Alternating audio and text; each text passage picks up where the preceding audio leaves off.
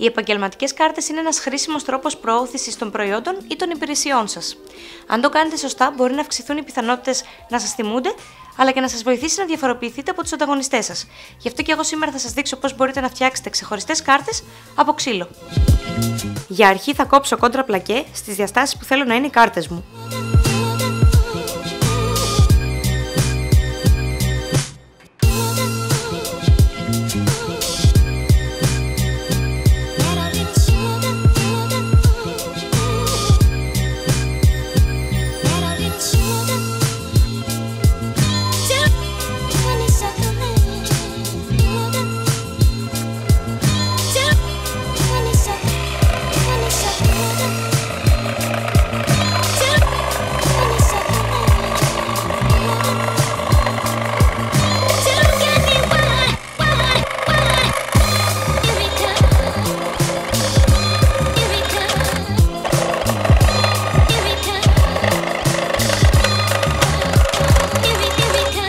Έπειτα θα τις γυαλοχαρτάρω ελαφρά.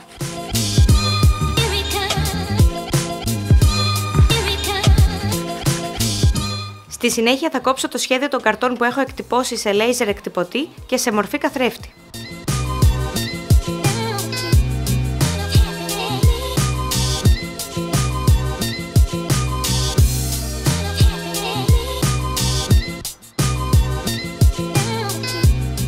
Έπειτα θα περάσω κόλλα μεταφορά στα ξύλα και θα τοποθετήσω επάνω το σχέδιο της κάρτας.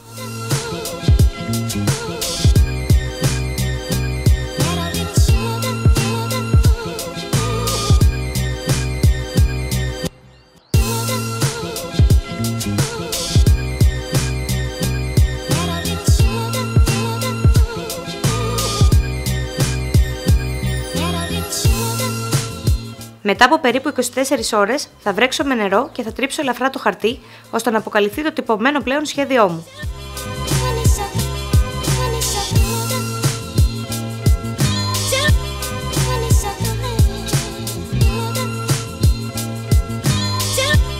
Τέλος θα περάσω βερνίκι για να προστατεύσω την κάρτα μου.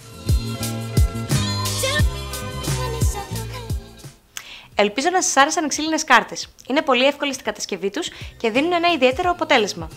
Μην ξεχάσετε να κάνετε like, εγγραφή και να αφήσετε τα σχόλιά σας. Εμείς θα τα πούμε την επόμενη εβδομάδα με νέο βίντεο. Μέχρι τότε να περνάτε όλοι καλά και να αφήνετε τη φαντασία σας να δουλεύει. Γεια σας!